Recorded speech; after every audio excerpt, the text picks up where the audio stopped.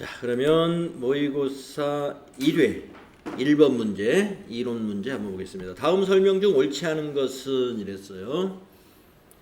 자산의 평가 기준으로 역사적 원가와 현행 원가 중 어느 것이 더 유용한지에 대한 논란은 회계정보의 질적 특성 중 목적 적합성과 신뢰성의 상충 효과와 관련이 있다. 그러겠네요. 우리가 자산을 평가하는 데 있어서 역사적 원가, 과거의 취득 원가를 말하는 거죠. 이것을 채택한다는 것은 신뢰성을 높일 수는 있습니다. 분명히 그 거래 가액으로 우리가 취득을 했기 때문에. 하지만 현재의 공정가치를 나타내지 못하기 때문에 목적 적합성하고는 좀 상충이 되죠. 그래서 목적 적합성은 뭐예요? 현행 원가, 즉 공정가치로 평가한다는 것이죠. 현행 원가를 적용하게 되면 목적 적합성은 높아집니다. 그러나 이것은 현재 거래를 한 상태가 아니라 만약에 판매를 한다면 이 가격에 판매가 될 것이다 라는, 어디까지나 이것도 실제 거래가 일어나진 않은 상태이기 때문에 신뢰성은 떨어지게 되죠. 그래서 서로 이 목적 적합성과 신뢰성이 상충 효과와 관련이 있다. 같은 1번 맞는 설명이고요. 2번 목적 적합한 정보가 되기 위해서는 예측가치, 피드백가치, 적시성, 에피적 있네요. 맞았죠? 3번 신뢰성 있는 정보가 되기 위해서는 보수주의에 따라 회계 처리를 하여야 한다. 보수주의. 우리가 이제 보수주의다 그러면은 이제 이런 역사적 원가를 의미하는 그런 의미가 있기도 해요. 그런데 자, 4번을 한번 보겠습니다. 그러면은 4번이 틀렸느냐? 반기 보고서는 연차 보고서에 비해 목적 적합성이 높다. 우리가 반기 보고서, 즉 반기 결산을 하는 이유는 예측 가치를 높이기 위해서 반기 결산을 하고요. 그 반기 결산이 바로 예측 가치가 포함되어 있는 회계의 질적 특성인 목적 적합성을 확보하는 데 있죠. 그러니까 4번도 맞았습니다. 그러면 옳지 않은 것이 뭐냐? 이 3번 자체가 틀린 건 아닌데, 이 3번 자체 우리가 신뢰성은 보수주의하고 관련이 없는 게 아니에요. 이게 맞는 말입니다. 신뢰성 있는 정보가 되기 위해서는 보수주의에 따라 회계 처리한다. 이 말이 틀린 건 아닌데, 여기서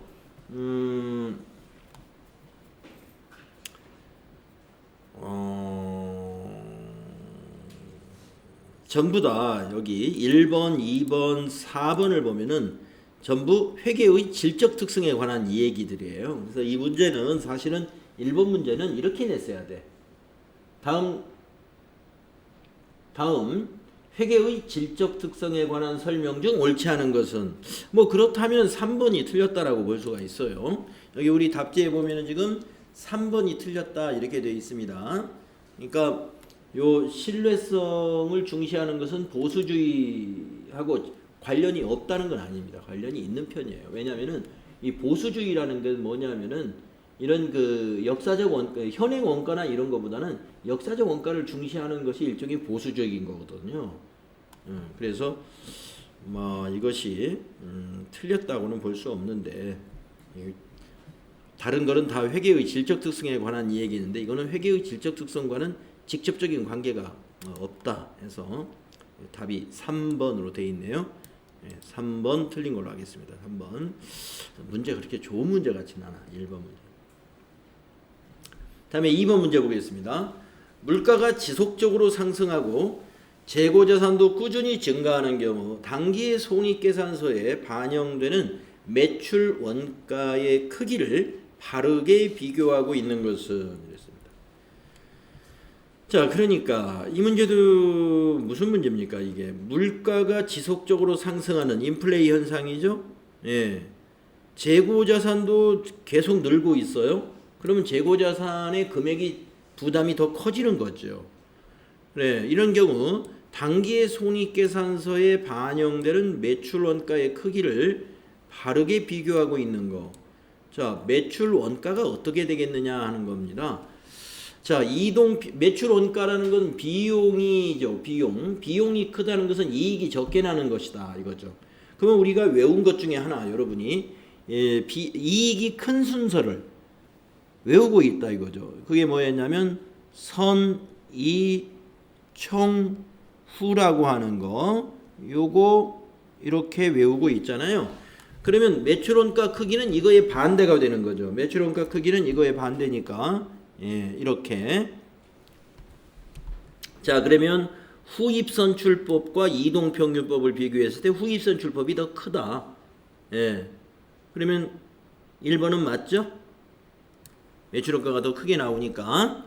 그 다음에 2번 총평균법과 이동평균법을 비교할 때 이동평균법이 더 크다.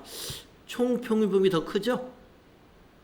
물론 여기는 이동평균법과 총평균법은 크거나 같을 수가 있어요. 거래가 딱 한 건이면은 두 건. 거래가 딱 두 건이면 이 두 가지는 항상 같게 나옵니다. 그렇기 때문에 크거나 같다라고 되어 있어요. 그러나 아무튼 총평균법이 더 클 확률이 높기 때문에 이거는 이렇게 되어야 되겠죠. 그 다음에 이동평균법과 선입선출법. 그러면 이동평균법이 더 원가가 크게 나와야죠. 그래서 이렇게 되어야죠. 그 다음에 후입선출법과 총평균법. 자, 후입선출법과 총평균법은 후입선출법이 원가가 더 커야 되죠. 이렇게 나와야 됩니다. 그래서 맞는 건 1번이 맞았다. 자, 빨간색으로 표시한 부등호는 이익이 큰 순서예요. 선이 총우. 그 다음에 이렇게 파란색으로 부등호를 뒤집으면 매출원가가 큰 순서이기 때문에 후총 이 선이 되는 거다. 그래서 1번이 맞는 거예요. 다음에 3번. 다음 자료에서 갑회사가 2019년 말 현재 재무상태표에 현금 및 현금성 자산을 보고해야 할 금액은 얼마냐. 현금 및 현금성 자산만 찾으면 되죠. 자, 2019년 12월 23일에 가입한 정기적금인데 만기가 내년 12월 22일이네요. 그러면 이건 1년짜리니까 현금이 현금성 자산이 아니겠네요. 3개월 이내인 것이니까. 그 다음에 의뢰사 발행수표, 타인 발행수표는 현금이죠. 현금이니까 포함해야 되고. 그 다음에 세 번째, 12월 24일 취득한 양도성 예금증서. 만기가 2020년 9월 2일이다. 12월 24일 날 취득했어요. 근데 만기가 언제예요? 내년 9월이면은 만기가 8개월이잖아요. 그래서 이것도 3개월이 넘으니까 현금성 자산 아니네요. 그렇죠? 지폐, 이건 현금이죠. 그 다음에 2019년 12월 26일 날 취득한 CP, 기업어음인가 그래요. CP가 만기는 2020년 2월 1일입니다. 그러면 12월 26일부터 1월 26일, 2월 26일 2개월이 안 되는군요. 그러면 취득 시 만기가 3개월 이내에 해당이 되니까 이 금융상품은 현금성 자산이다. 그래서 현금성 자산 이렇게 3개를 더해야 되겠네요. 그러면 61만 원에 201만 원. 답이 3번에 있겠군요. 그죠?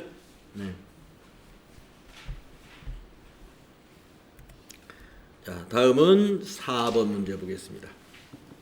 재무제표의 표시 방법에 따라 유동자산으로 분류되어야 하는 것은 1번 제조업을 영위하는 기업이 정상적 영업주기가 12개월인 경우 해당 기업이 보고기간 말로부터 만기가 15개월 이후에 도래하는 매도가능 증권은 비유동이죠. 1년을 넘었으니까. 그래서 1번은 아니고 2번 부동산 매매업을 주업으로 하는 기업이 보유하고 있는 토지다 이랬어요. 부동산 매매업을 주업으로 하는 기업이 보유하고 있는 토지는 재고자산이죠. 그러니까 이건 유동자산이, 재고자산은 유동자산이니까 2번이 유동자산으로 분류돼야 되겠네요. 그렇죠? 다음은 3번은요. 보고기간 말로부터 13개월 동안 사용이 제한된 현금 및 현금성 자산. 사용이 제한된 현금 및 현금성 자산. 13개월이잖아요. 1년이 넘었죠? 비유동. 그 다음에 회사의 생산성을 높이기 위하여 구입한 특허권. 특허권은 비유동자산이죠. 무형자산으로서 비유동자산. 그래서 1번은 재고자산. 2번. 그래서 2번이 재고자산이기 때문에 2번이 유동자산에 해당이 되는 겁니다. 다음 5번 문제 볼까요? 주식회사 한공은 2019년 10월 1일에 미화 $10,000의 외상 매출이 발생하였다. 2019년 12월 31일에 외화 매출 채권 회수 시 회계 처리로 옳은 것은 이랬습니다. 단 환율 정보는 아래와 같다. 자, 10월 달에 매출을 했고 돈은 12월 31일 날 받았습니다. 외상대금을. 그래서 10월 1일 날 매출할 때는 환율이 달러당 1,100원이었어요. 그러면 우리 회사 장부의 외상 매출금이 얼마였을지 계산하시면 되고, 그리고 12월 31일 날 외상 매출 대금을 받을 때는 환율이 1,000원이었어요. 네, 그러면 요 $10,000를 받아서 환전을 하면 우리 현금이 얼마가 될지를 봐서 여러분이 회계 처리를 해야 되는데, 자, 일단 1번은 해당 사항이 아니네요. 왜냐하면 환율이 서로 다른데. 자, 우선 2번을 한번 보겠습니다. 대변의 외화 매출 채권 1,100만 원이냐 한번 볼까요? $10,000가 1,100원이었습니다. 그러면 $10,000 곱하기 1,100원 하면 1,100만 원 맞죠? 네. 그런데 12월 30일 날 받을 때는 환율이 1,000원이었어요. 그래서 $10,000 받아서 환전하면 1,000만 원밖에 안 되죠. 이러면서 외화 환산이 아니라 이것은 돈을 실제로 받았기 때문에 환산은 미실현 손실이죠. 미실현. 12월 31일 날 평가한 게 아니라 뭐라고 그랬냐면 회수했어요. 외상매출금을 받았다 이겁니다. 그러면 이미 실현이 됐기 때문에 이거는 외환차손으로 기록을 해야 됩니다. 그래서 3번이 맞아요. 외환차손. 결산 때 외화 매출 채권을 평가만 했다면 이 외화 환산 손실이 맞겠으나 결산일에 회수했기 때문에 외환 차손으로 기록해야 된다. 그래서 답이 3번이 되겠습니다. 환산한 거 아니에요. 3번이다. 다음에 6번 문제. 주식회사 한공은 2018년 1월 1일 100만 원의 새 기기장치를 구입했답니다. 새 기기장치의 추정 내용 연수는 5년이며 잔존 가치는 10만 원으로 추정이 된다. 주식회사 한공은 2019년 7월 1일에 이 건물을 100만 원에 처분했답니다. 네, 그러니까 2018년 1월 1일에 기계장치를 구입했는데 왜 건물을 처분했지? 네, 뭔가 문제에 미스가 있는 것 같아요. 건물이 아니라 기계장치라고 보겠습니다. 자, 100만 원에 사가지고요. 네, 2019년 7월 1일 날 1년 6개월을 사용하고서 100만 원에 처분했습니다. 주식회사 한공이 정액법을 사용하는 경우와 연수합계법을 사용하는 경우에 처분 손익은 얼마냐? 자, 연수합계법 여러분 저하고 같이 해보고, 정액법만 한번 해볼까요? 잔존가치 10만 원이면 100에서 10만 원 빼면 90만 원입니다. 그래서 90만 원을 우리가 5년으로 나눠야 되겠죠. 계산기를 가지고 한번 나눠보세요.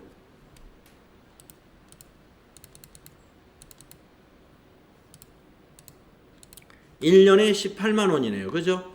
그러면 1년하고 6개월이니까 1년에 18만 원에 6개월 9만 원 더하면 27만 원의 감가상각 누계액이 발생하겠네요. 그러면 우리가 취득원가가 요 100만 원이니까 거기서 감루 27만 원을 빼면 장부 금액은 73만 원이죠.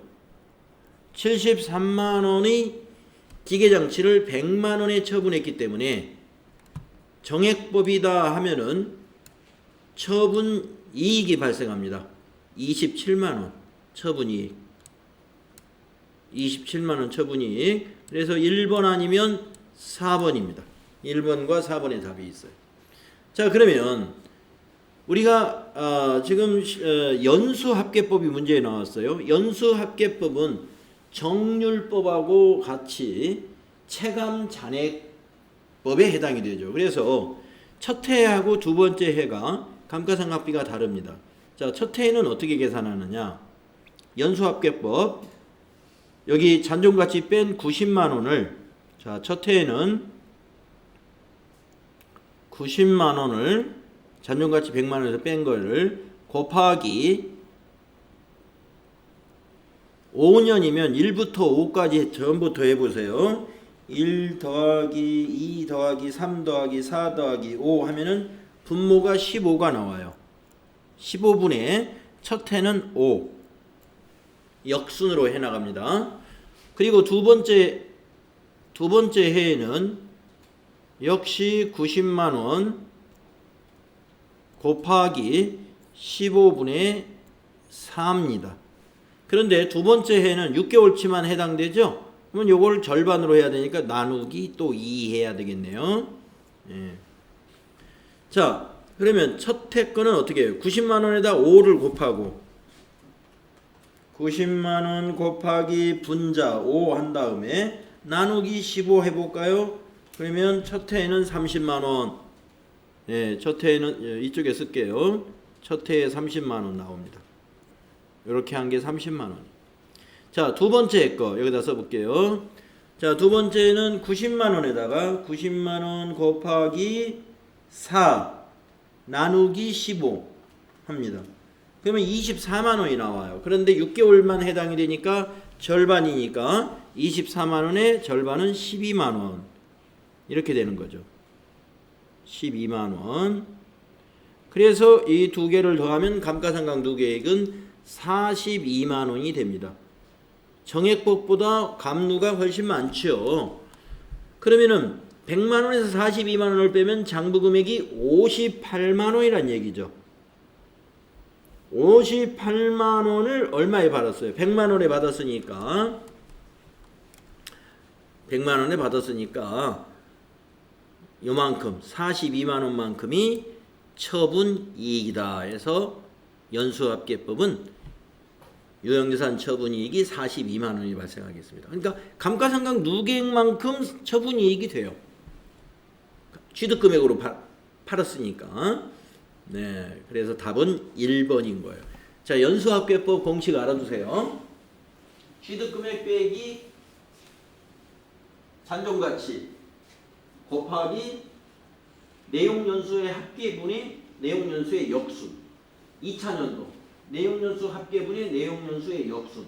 3차년도는 15분의 3. 이렇게.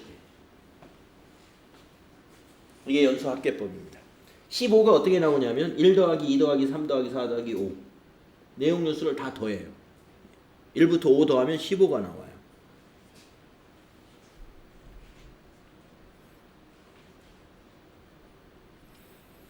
네, 그래서 연수합계법 문제 우리가 기출문제나 여기서는 잘 안 나오는데 모의고사에 나와서 한번 풀어봤습니다.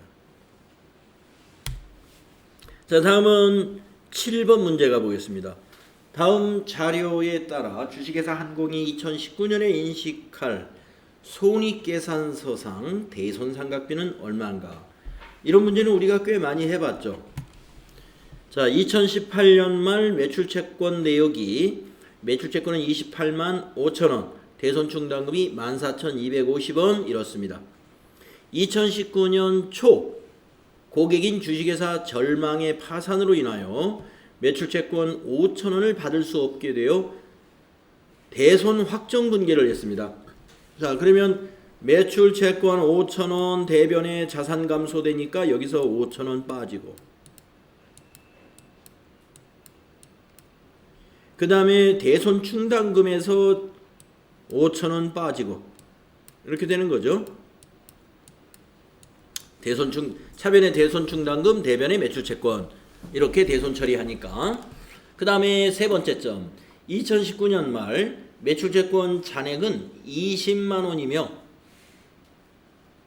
5%의 대손 충당금 설정률을 적용한답니다. 자, 매출 채권 잔액 여기 있는 거 그럼 이건 괜히 알려줬나요? 이거? 예. 이거 무시해 버리고 그러면. 자, 20만 원이래요. 20만 원에 5%면 얼마예요? 5, 20.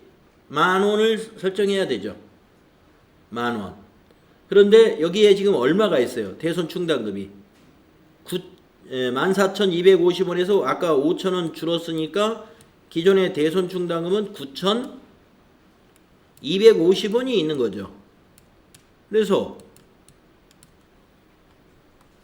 만 원을 설정해야 되는데 9,250원의 대손 충당금이 있으니까 750원만 추가 설정하면 되죠.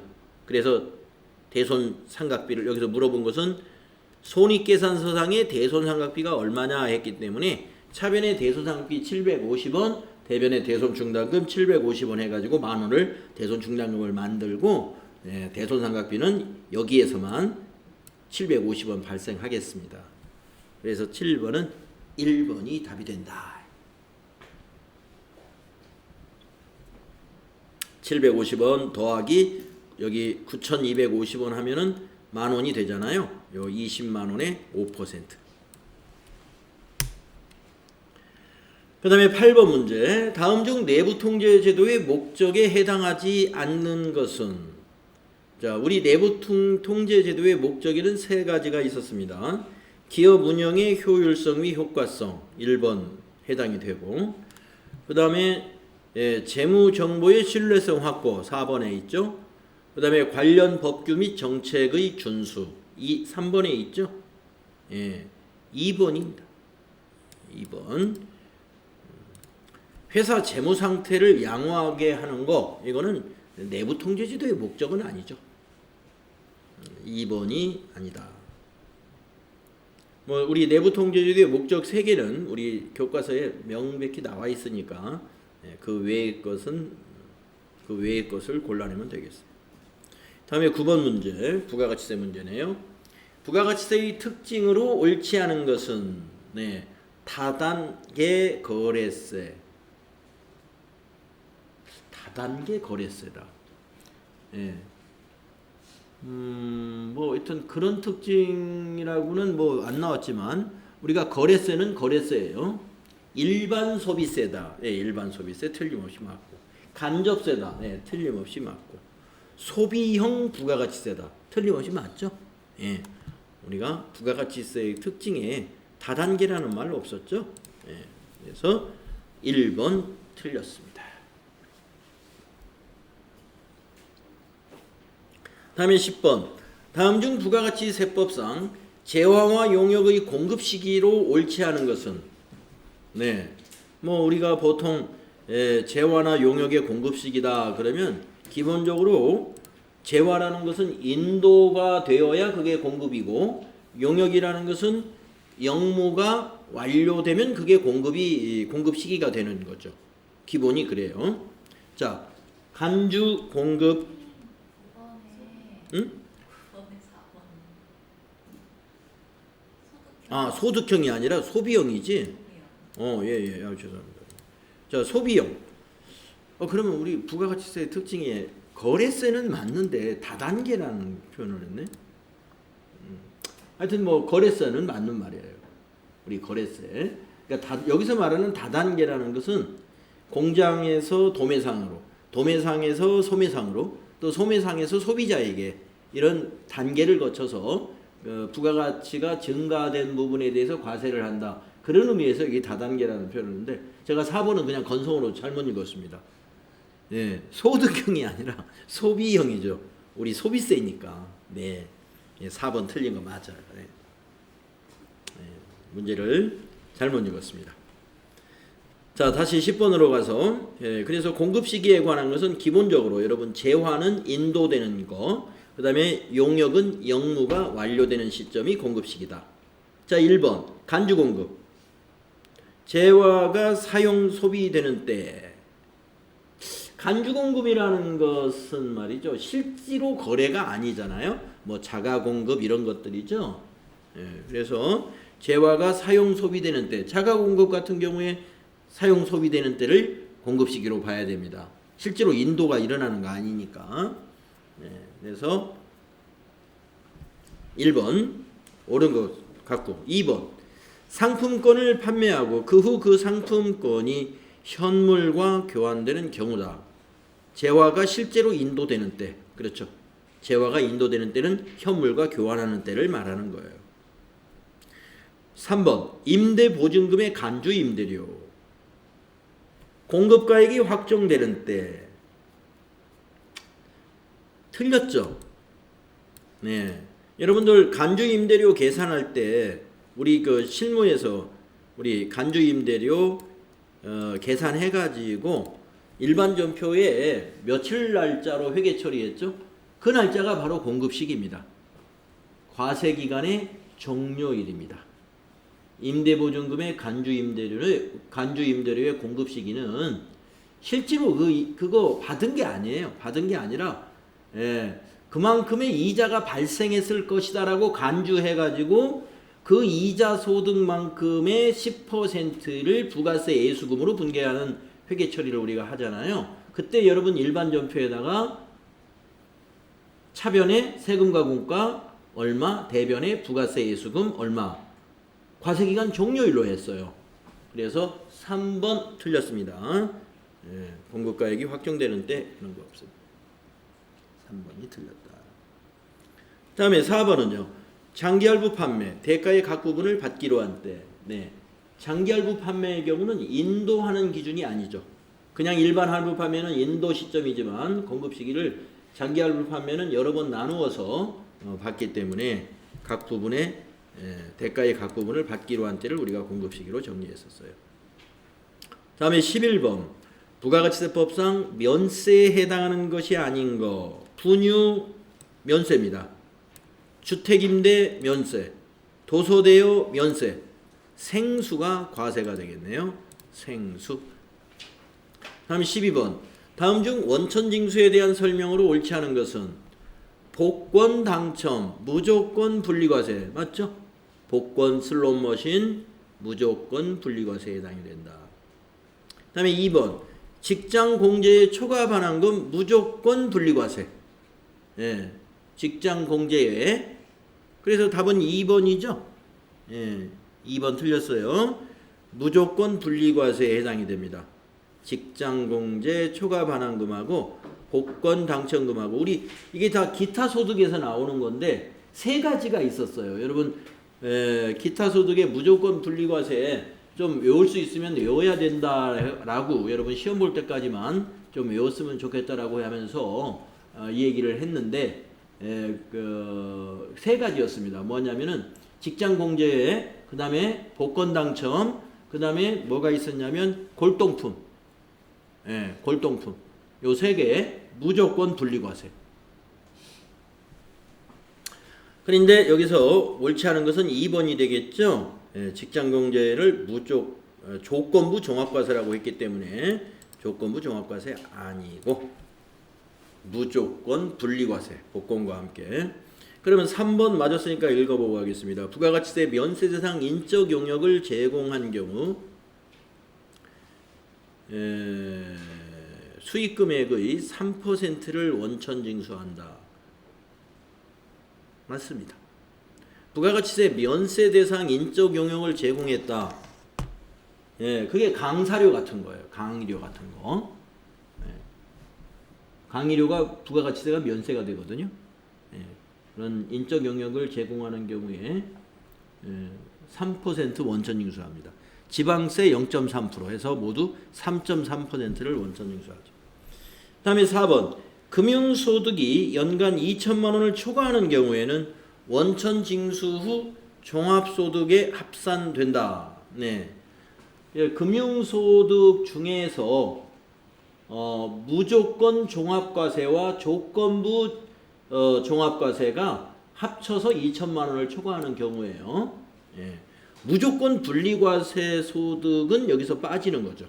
무조건 분리과세를 제외한 금융소득이 연간 2천만 원을 초과하는 경우는 종합소득으로 합산해야죠. 예. 4번 맞았어요. 그래서. 다음에 13번. 다음 중 비과세 근로소득에 해당하는 것. 비과세 근로소득. 우리 단골로 나오는 게 뭐예요? 식대, 자가운전 보조금, 그 다음에 생산직 근로자의 연장근로. 근데 이제 다 조건이 붙어 있습니다.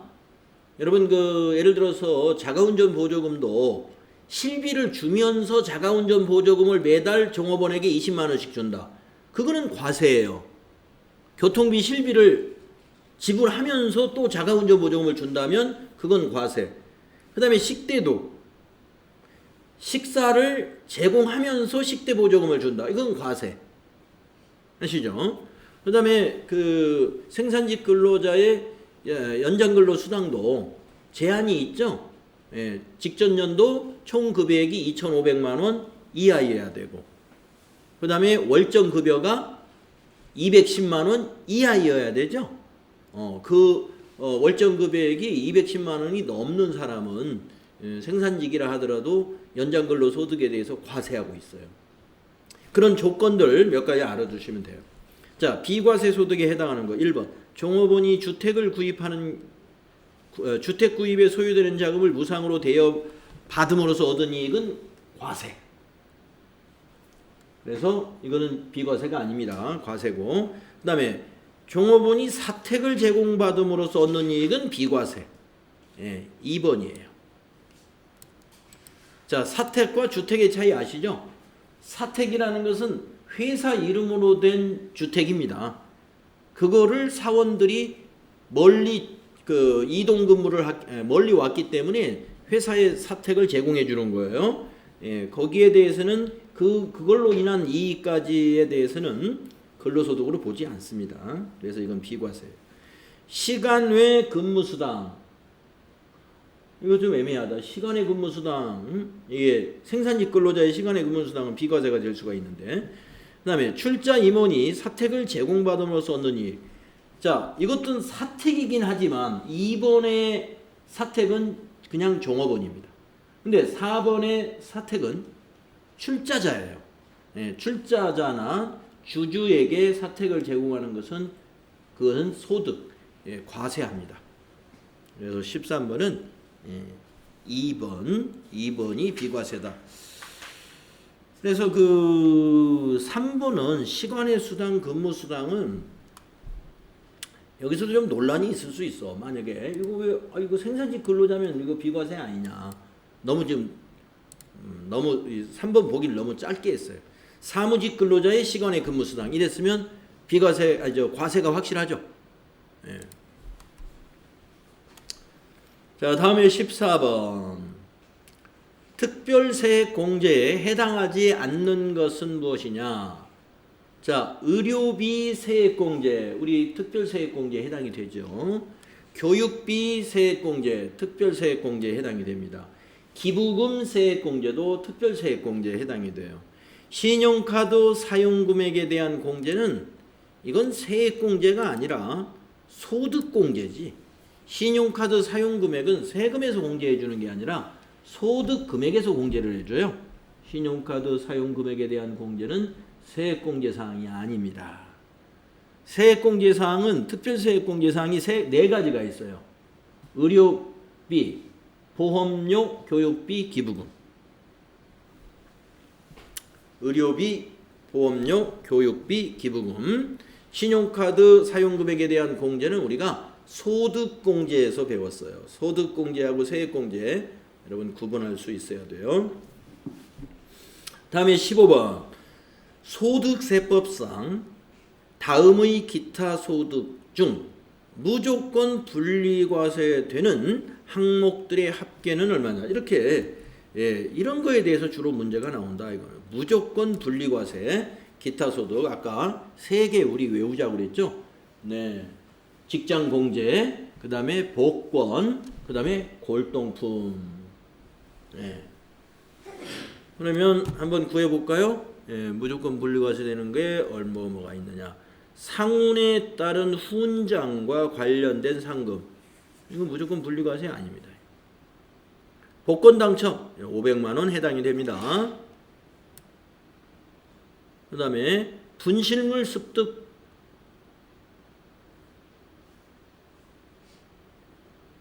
예. 분실물 습득 아니에요. 이거는 분실물 습득 보상금은 이거는 저기로 봐야 돼. 그러니까 원천징수가 안 돼 있잖아요. 원천징수가 안 돼 있기 때문에 만약에 이게 밝혀지면은 이거는 무조건 종합과세 하는 거예요. 자, 서화 양도로 발생한 소득. 이게 서화 골동품이 한 세트예요. 골동품만 있는 게 아니라 서화 골동품. 그러니까 이제 서화하고 우리가 보통 골동품 하면 오래된 물건 중에 도자기, 뭐 백자, 청자 이런 것을 이제 골동품이라고 그러잖아요. 서화까지. 그림을 서화라고 그러죠. 자, 그래서 이 500만 원 하고 요 300만 원, 요 두 개를 합치면 되겠습니다. 그래서 답이 800만 원. 무조건 분리과세.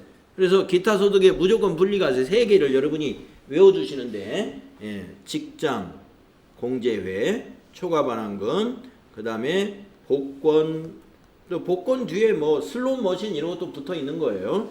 그 다음에 골동품, 골동품. 그래서 골동품에는 이 서화 이것도 포함되어 있는 거고. 요 세 개가 무조건 분리과세되는 기타 소득이었다.